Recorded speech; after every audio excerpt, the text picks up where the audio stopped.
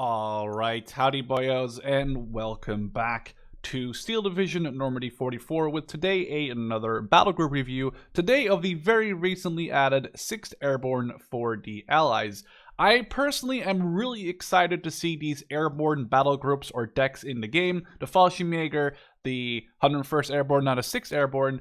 I guess the Luftlande weren't a real airborne deck. They had some Fallschirmjäger, but they were not really 100% airborne. This deck and the Fallschirmjäger that's coming and the 101st are real airborne decks, and I'm really excited to see like their units and the veterancy and the consistency, the makeup of their teams, because the Germans will have lots of MG42 or FG42s. The Allies will probably have M18 recoilless rifles or have bazookas in their teams, and I'm really excited to see this kind of airborne mechanic work better in game. So let's jump in into the Recon. Obviously, to start off with, we have some Airborne Scouts coming in a Willys Jeep. And the thing is, immediately something I noticed, I looked over this division very shortly, is the fact that a lot of these units actually have anti-tank. Now, not necessarily the anti-tank a lot of people are looking for. They have a Gammon Bomb. Now, the Gammon Bomb is basically like any other AT grenade in the game. It's a 100-meter range, which is quite the throwing arm, to be fair. 100-meter range for the Gammon Bomb, which I haven't really seen used myself. I haven't really seen AT grenades being used. I don't know how effective they are. I'm assuming they'll be quite effective since it's a very large heat round. You know, it's just a sack of just pure heat that you put on a tank and it sticks to it.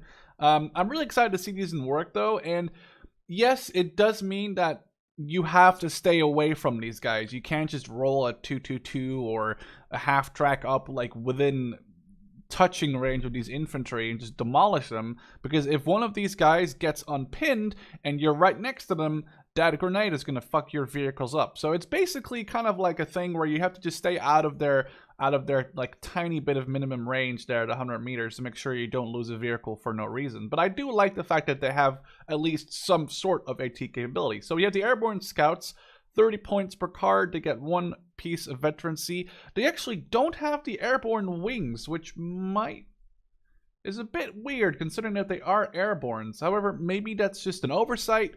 I have no clue. This is obviously not the final build of the game. I should stress that this is not the final build of the game. So I'm assuming that might just be an oversight, or maybe it is an oversight, but it's just weird considering they're Airbornes, so I figured they would have the wings. Anyway, moving on, we have the Riki Teams, which you've seen in the regular British decks. You know, just two guys with a stun gun coming in a Willys Jeep with a machine gun. I actually like these MMG Jeeps because their 600-meter range are actually quite good, and they usually are just outside of the regular rifleman's team, like, ranges. Then we have a group of Pathfinders, which is a full 10-man group, coming with mainly Lee Enfields, a couple of stun guns, and, of course, the Gammon Bomb. Then we have some Airborne Sniper, which I'm really excited for. One with a Lee Enfield Sniper at 500-meter range, and one with a 9mm stun gun. So, if we look at the rifles, 300-meter range, so a Sniper can, let's see, 10 rate of fire, so that means he fires every 6 seconds. He can fire, I'd say, maybe 4 times before a team comes into range. That's not too bad. 10 rounds per minute is actually not bad for a sniper if he's that accurate at 10. That's actually, holy balls, that's very, very accurate. We get a Recon carrier with a, actually, oh, wait, what, a 50 cal? Isn't that 12.7? It says 13.9. Pretty sure that's supposed to be... Okay, this actually is not a 50 cal. It says M2HB, but I'm pretty sure it's a Boy's anti-tank rifle. I've seen these things in Men of War before. It's a Boy's anti-tank rifle in the front, and they have the Bren gun on top. So that's probably just a misnamed weapon. We have a couple of Recon in a Vickers MMG carrier. You know, it's the same Vickers, but this time it has a Bren in the front and a Vickers on top for a little bit more fire support. Some more Scouts in a Universal carrier. This time the Universal carrier only has a Bren gun. And some Riki in a Hummer, which I'm actually really excited for because these Hummers are pretty damn good. At least in Men of War. The 15mm in Man of War, destroys most light vehicles, even destroys some lighter tanks. It does have 3 AP, so this is the perfect 2-2-2 counter. However, you only get them in Phase B, which is kind of the downside, but I can definitely see these guys being kind of useful. And then, holy balls, 120-point armored car. The Stag Hound, which I actually recognize from Company Heroes. I'm pretty sure it was an American car that the Americans didn't really like, so they gave it to the British. At least that's what I remember from Company Heroes 2. It's got a 37mm M6 gun. It's got 2 30 cals, one in the coaxial position and one on top. So basically a lot of fire support.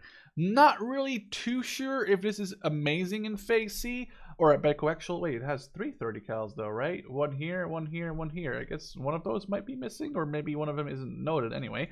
It does have 3, one there, and one there, so that's a bit weird. But 120 points for a single recon. It does have 1,000-meter range with 8 AP, 5 frontal armor, and it's a recon, which I guess is definitely a good thing because it does have high optics, which is, you know, it's better than a lot of other recon vehicles. But I know 120 points is a lot of points for an armored car like this. I'd say maybe 80 or 100, but because there's stewards that have 80. But I guess maybe because the speed is so high, it can literally zigzag around the map. That's why it might be so costly. So moving on to the infantry, obviously we have the paratroopers, we have the AB Bren group or Airborne Bren group. And one thing I've noticed with these British paratroopers, they get so much stuff. Like, it is ridiculous. Look at Phase A. Just look at this. If you wanted to, you could do this. No one's going to stop you. You just get 6, 12, 18, 24, 30, 36, 40. You can get 44 infantry. All veterancy 1, mostly 2 in Phase A. They all, okay, not all of them have AT, but over half of them will have AT. They'll have at least the Gammon Bomb. You'll have guys with Brens. You'll have assault groups. I mean, you could do this. I'm not saying you should, but you could definitely do this, and that's pretty interesting, I do have to say. And that's kind of the way that these British play. Like, let's say you just want to push it aggressively with 2x6 or 6. Actually, let's get rid of that. So we have 24 in Phase A. Let's get some of these air landing in Phase B, because there's also 6 per card there. And then we can, let's see, is there anything else that we could do? We could get some assault. No, it wouldn't be bad to get those guys. Let's see. And then we can get some of these. You're looking at a butt ton of Airborne, which is ridiculous because they all come with veterancy. They mostly come with AT weapons or grenades. These guys actually come with Piats. And they also come with the fact that they have the wings or the paratroopers, so they're not, you know, they don't get the morale penalty behind enemy lines, which is insane. So, like I said, I'll start at the top. So, a 2 veterancy, 6 per card with 3 cards availability Bren group with 2 Brens, 6 Lee Enfields, and 2 Sten guns. Mainly your, you know, mainline infantry, lots of firepower on there. And then you can get your paras for the same price, also 6 on a card, and then you get 3 cards. However, the downside is that you lose 1 star of veterancy. You do get that Gammon Bomb. I'm not really sure if that's worth it. These guys are a lot more assault heavy though. They trade in a Bren and a Lee Enfield for 2 more Sten guns. So it's definitely more of an assault group, seeing as they have more Sten guns. But even then, like, I'm not sure if it's worth losing the star over.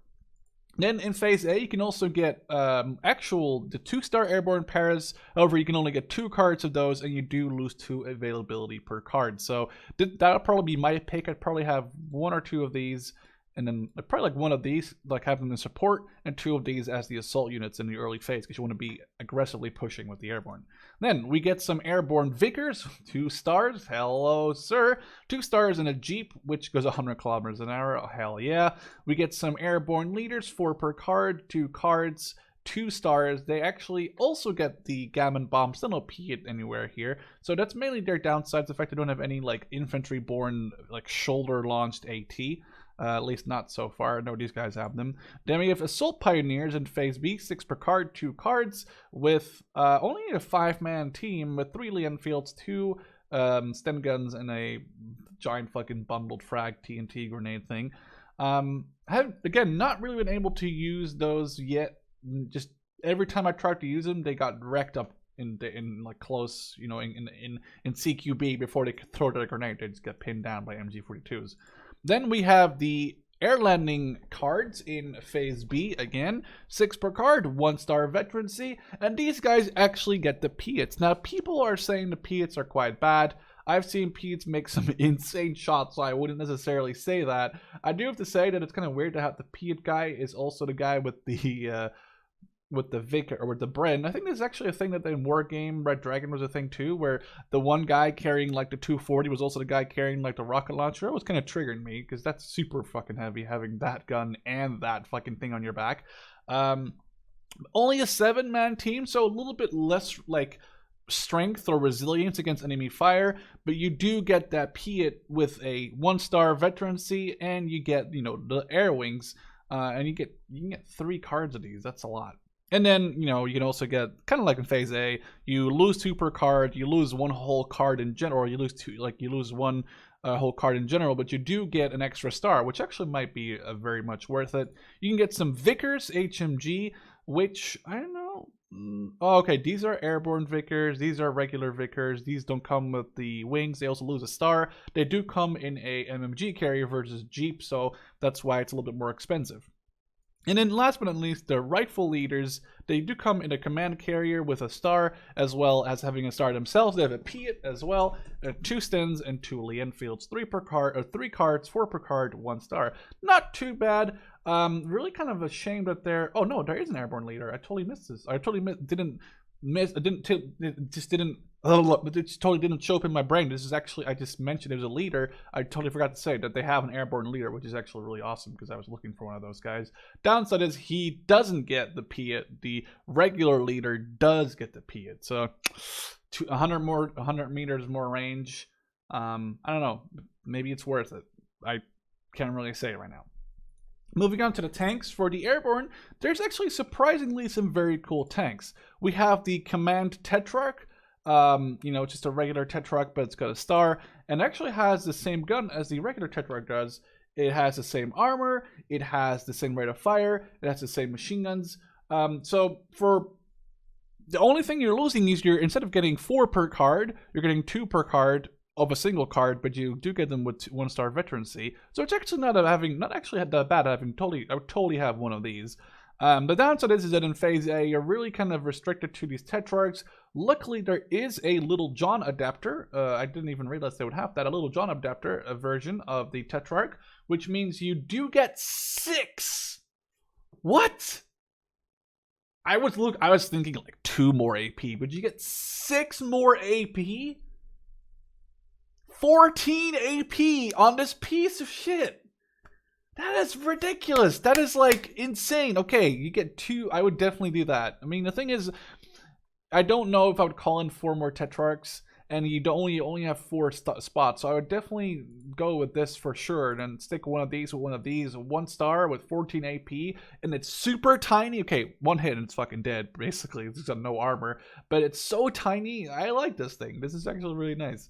Then we have the Cromwell in Phase B, the Command Cromwell, single card of Cromwell.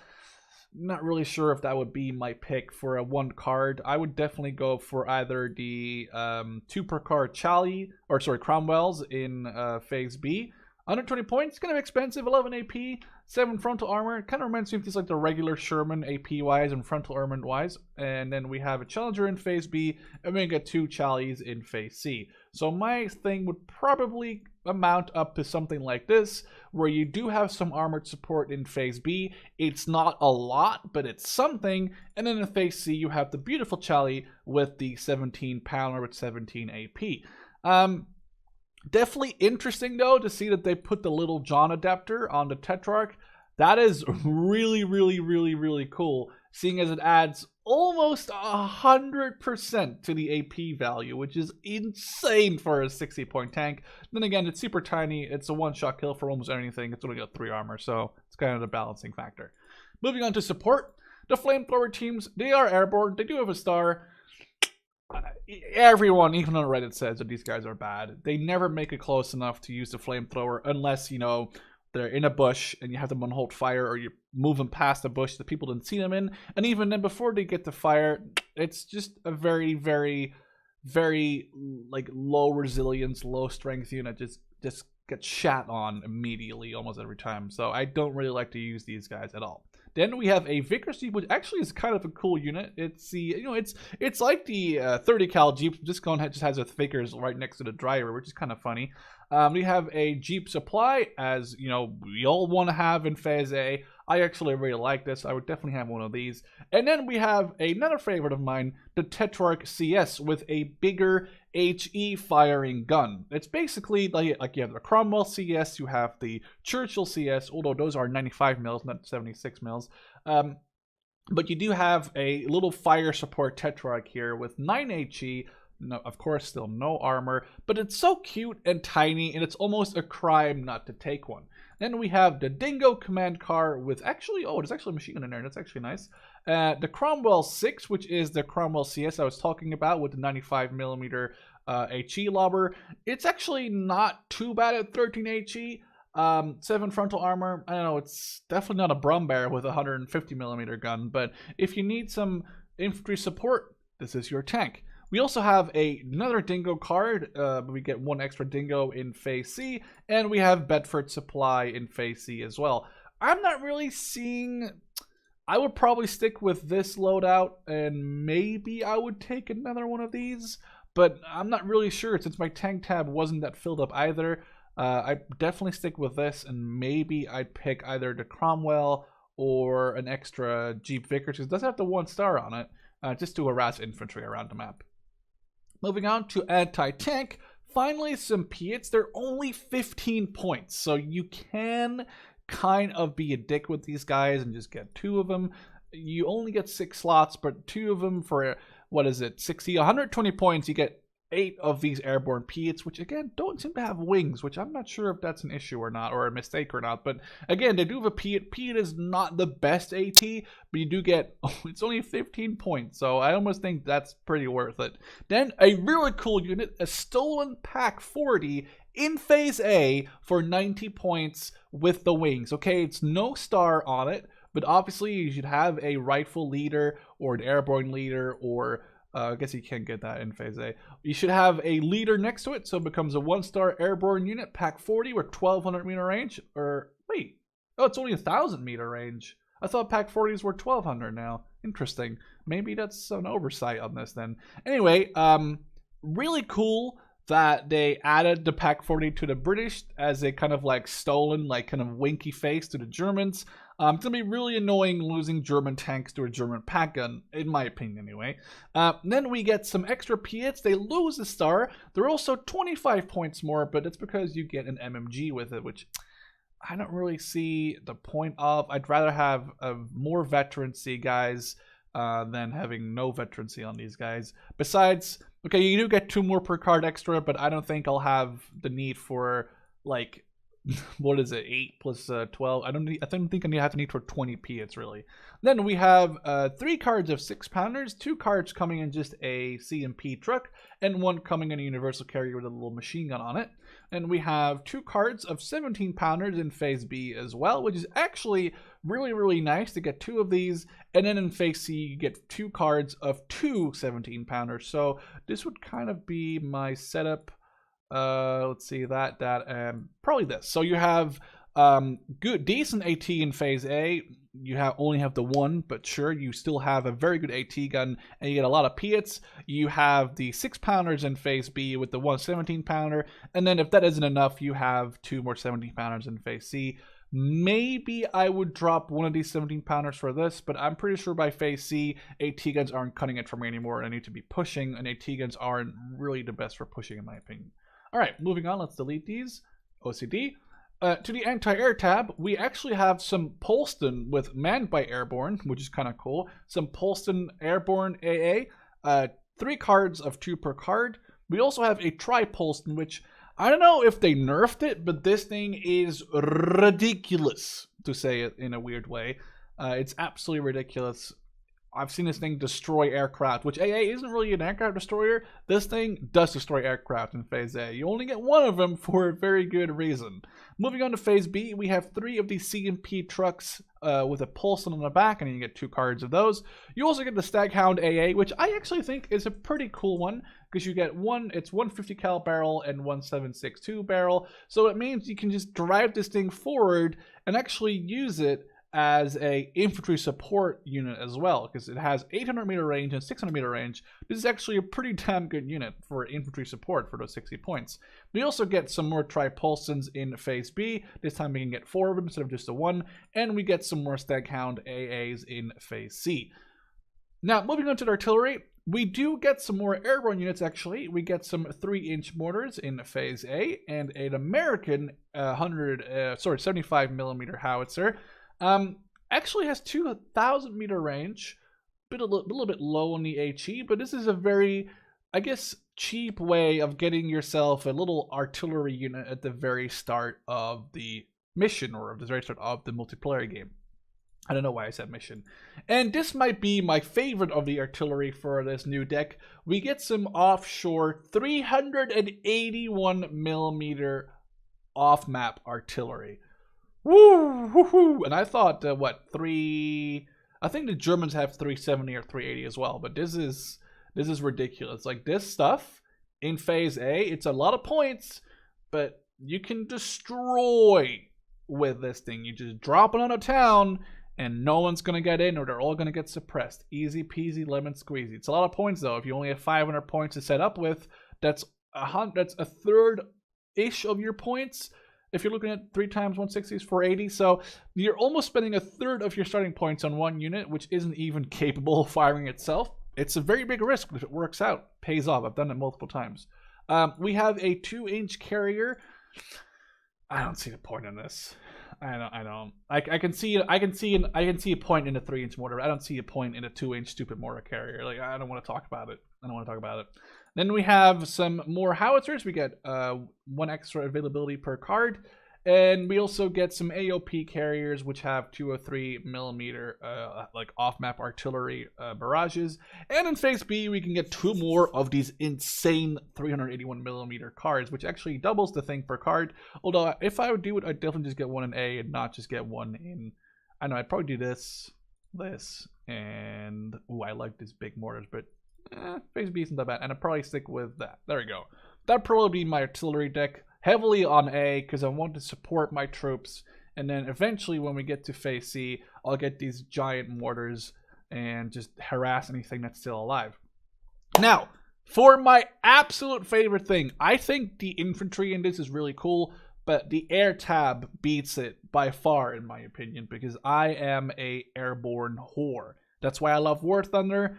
Stop playing it, but I still love airplanes in general. We have the Ouster Recon in Phase A. We get 3 cards of 2. No clue why you would ever want all 3 of these cards. But hey, if you're playing a 10v10 with 9 friends, then go ahead and be the Recon player. We also get 2 Tempest Fighters in Phase A. 1 per card, but still, you have a lot of availability, so you can put some stuff in there. The quad 20 mils, oh, so fucking good. 675 is a higher speed than any of the German planes that I know of. I don't think there's any ME262, sadly, so this is definitely going to be the second highest speed in the game. I think the highest speed is 700 for a Thunderbolt, so that means that you're the second highest speed plane in the game. We have the Mosquito Pathfinder in Phase A, which actually has 4 napalm bombs on board. Okay, 200 points. It's a lot of points in Phase A, but you're doing it with 600 kilometers an hour. You also get 4 20 mils and 4 fucking 30 cals. This thing is a destroyer of dreams. Then, in Phase B, you can get 2 Fighter Tempests with 1 star, or 1 single Fighter Tempest with 2 stars. It's kind of like the Germans have it as well, with like the 2 109s, or the 1 109, or the 1 Focke-Wulf, 2 Focke-Wulfs, etc., etc. And we get some Typhoons. I think the Tempest is the father of the Typhoon, right? Because the Tempest has a different wing design over the Typhoon, as far as I can remember. That's basically the only difference. And some stuff in the back with the tail and the tail fin, but that should be about it. As you can see, the Tempest is longer than the Typhoon is. Anyway, the Typhoon has 2 bombs on board. This one has 2 bombs on board. It has, let's see, there's regular bombs, and it does have 420 mils. I wouldn't use it as a fighter, seeing as it has bad agility because of those bombs on it, but still, 550 isn't bad. You can still do some strafe runs with those 20 mils on some infantry, and that's going to do a lot of fucking damage. All right, moving on to more Mosquitos in Phase B. Aw, yeah, 6 110 kilogram bombs, 2 cards in Phase B with 2 availability. We get some Typhoon ATs in Phase B, 2 single cards. A lot of points, but you do get those HE-SAP rockets, and those are beautiful. They will not destroy tanks, but if you come from an angle, you can instantaneously make them retreat, and then it's just an easy side shot for an AT gun. Or I'm pretty sure if you get enough of these, you can just destroy tanks regardless. Then in Phase B, we get a single Mosquito with more bombs, 2 per card. And in Phase C, oh yeah, we get 6 Typhoon ATs. Now, I don't know if spending 1,200, 1,320 points, or whatever we're looking at, 1,300 plus points on Typhoon ATs in Phase C is a good idea, because that's a lot of points. But I can definitely see 1 or 2 of these cards. I can definitely see this working out with 2 Typhoon ATs in Phase C and a single Typhoon AT in Phase B. Just the amount of rocket power, no pun intended, you'll be doing is amazing. And then last but not least in Phase C is the twin Mosquitos. You get an extra couple of, is this a same Mosquito, right? Why can I not pin that? Why can I not make the... Oh, they're literally the same. Just this is 2 per card and that's 1 per card. So a lot of cool planes. I love the Typhoons. I love the Tempest fighters. That's so awesome. And the fact that we get these Mosquitos with bombs, and especially these Pathfinders with just... Oh, let's see. This would probably be my deck right here. Typhoon and Typhoon AT. Now we have 1 card left. I'll probably just grab a Mosquito bomber somewhere. Either this one or maybe I'd grab that one. But the sheer amount of plane power in this deck is going to be awesome. I hope you guys enjoyed this video. I very much look forward to the final release of... the game. It's coming out very, very soon, within a week of this video being uploaded, actually. So keep an eye out on Steam if you want to buy it. If you buy it right now, you do still get access to the pre-launch beta. I've been playing it. It's been so much fun. I really look forward to the skirmish, single player stuff, versus the campaigns, like War Game. And I look forward to a lot more multiplayer goodness in the near future. Cheers.